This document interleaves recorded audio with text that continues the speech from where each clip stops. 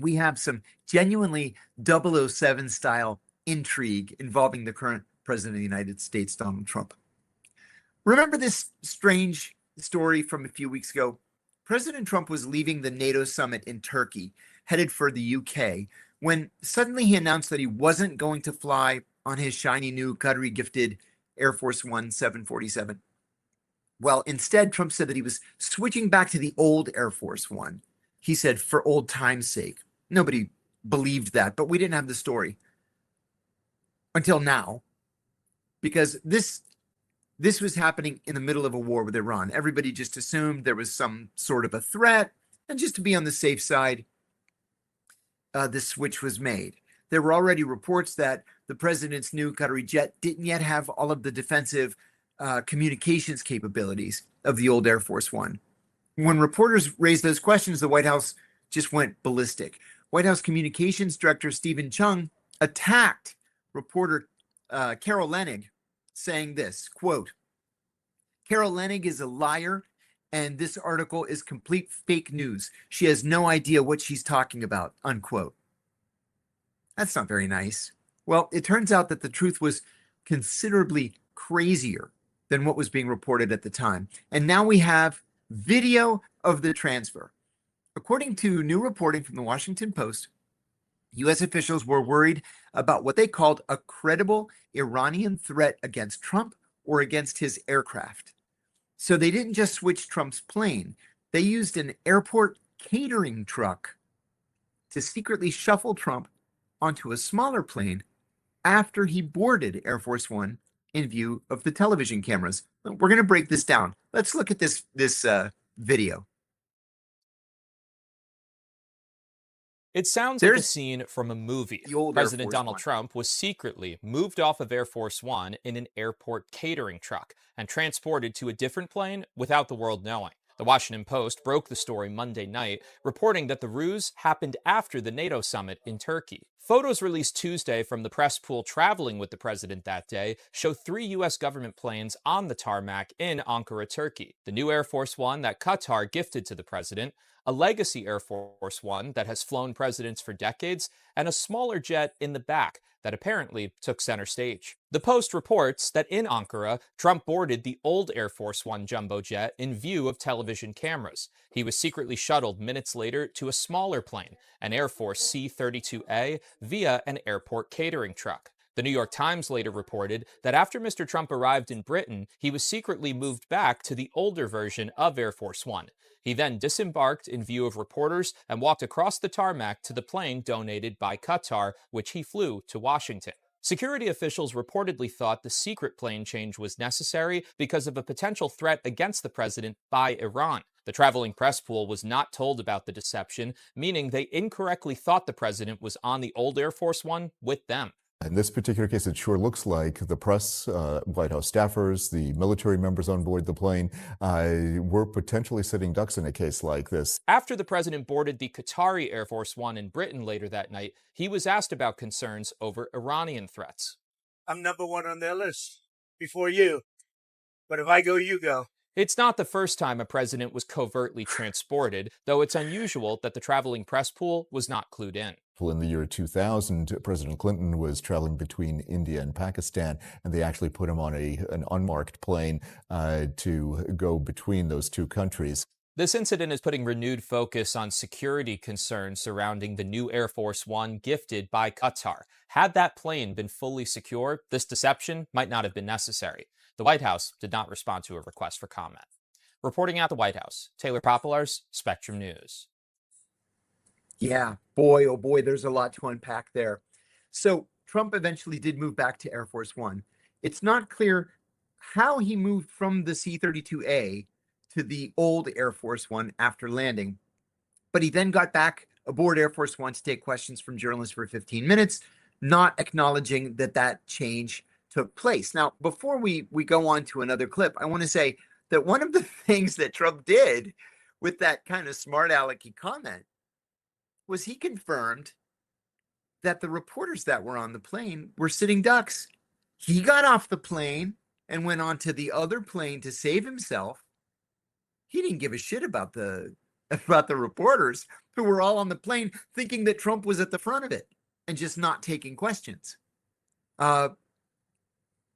Reporters in Washington are talking about this a lot today, and universally they're angry. They're angry because the president didn't show any concern for their lives or their safety. Now, another issue here is, was this really legitimate intelligence? What we've learned, and we learned this from the Turks, we're going to get to this in a minute, is that the intelligence came from the Israelis. Well, of course it came from the Israelis. But remember, other credible intelligence that the Israelis gave us were immediately after we started bombing Iran, they said that there were Iranian terrorist cells in every major city across the United States. Okay, so where are the arrests? We have not seen one single arrest of an Iranian terrorist anywhere in the United States. Did they just make it up? I mean, you might recall, they're eating the dogs, they're eating the cats. That was made up. So were these terrorist cells all across America. Never existed. So did the Israelis tell the White House that there was a credible threat against the president's life just to make Trump feel indebted to them for saving him? I don't know. I'm speculating. This is the report from the Turks. Turkey suspects Israel fabricated Trump Air Force One assassination plot to derail U.S.-Iran deal. Well, you know, one of the interesting things is that literally nobody is reporting that the CIA had developed the same information, or that NSA had developed the same information, or MI6, or GCHQ, or the Australians, or the French, or the Saudis, or the Emiratis. Nobody else was able to develop this information, only the Israelis. So we're supposed to believe that either they got very, very lucky, or they are so good that they beat the pants off of every other intelligence service in the world, and they single-handedly serve to protect the President of the United States. I'll let you decide. Well, another issue that we have here is the plane footage. I thought you would get a kick out of seeing something like this. JB, can you run this clip? So here's the president going on the new Air Force One, and he just disappears inside it just like he normally would. Now, what you see down there is a catering truck.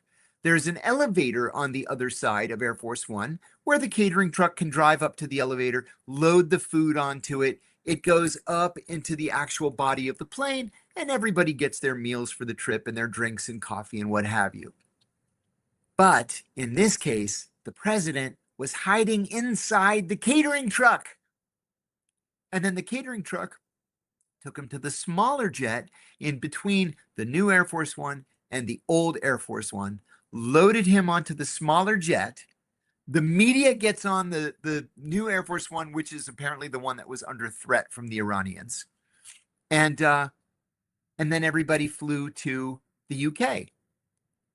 Well, once they get to the UK, Trump gets off the smaller jet, secretly gets back on Air Force One, flies to Andrews Air Force Base, and everybody lives happily ever after. And we're only learning this now.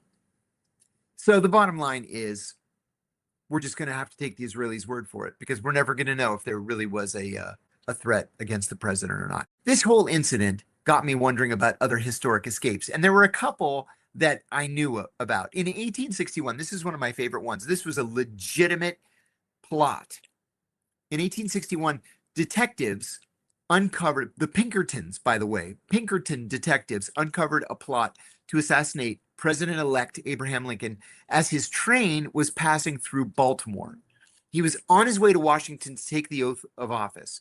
This was March of 1861. So get this, in Baltimore, he received 2% of the vote. Baltimore, even though Maryland was a southern state, but it did not secede from the Union. It did not join the Confederacy. It just wanted to stay out of it. But Marylanders hated Abraham Lincoln. He got 2% of the vote in Baltimore.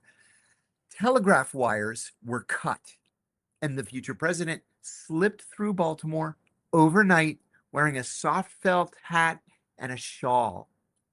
Detective Kate Warner reportedly posed as Lincoln's sister while Lincoln hid behind in a sleeping car. He made it safely to Washington. He took the oath of office and then got roasted by the press for sneaking into town. Universally, the media in 1861 called Abraham Lincoln a coward because he wouldn't, face his assassins like a man. Can you imagine? 200 years before that, King Charles II in 1651 famously climbed and hid inside an oak tree